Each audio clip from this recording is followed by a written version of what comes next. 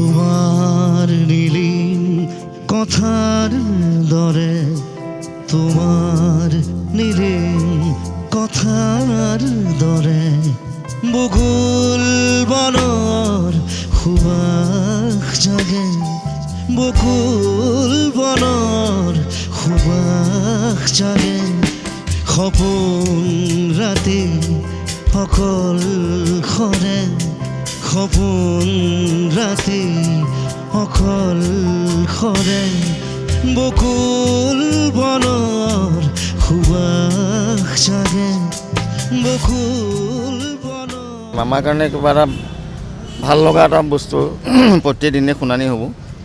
কালি অমৃতপ্ৰভা উকিলে অমৃতপ্ৰভাক যিখিনি ক'ব লাগে ক'লে।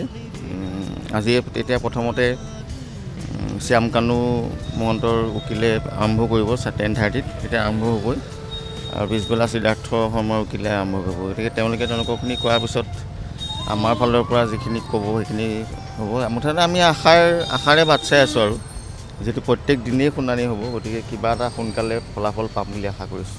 তোমাৰ নীলিম কথাৰ দৰে তোমাৰ নীলিম কথাৰ দৰে বকুল বনৰ সুবাস জাগে বকুল বনৰ সুবাস জাগে সপোন ৰাতি অকল খৰে সপোন ৰাতি অকল খৰে বকুল বনৰ সুবাস জাগে বকুল বনৰ আমাৰ কাৰণে কিবা এটা ভাল লগা এটা বস্তু প্ৰতিদিনে শুনানি হ'ব।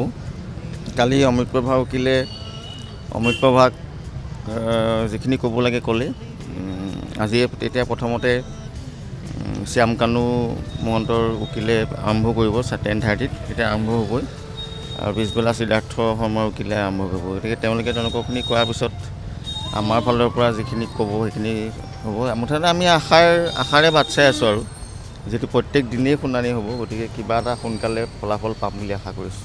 তোমাৰ নীলিম কথাৰ দৰে তোমাৰ নীলিম কথাৰ দৰে বকুল বনৰ সুবাস জাগে বকুল বনৰ সুবাস জাগে সপোন ৰাতি অকল খৰে সপোন ৰাতি অকল খৰে বকুল বনৰ সুবাস জাগে বকুল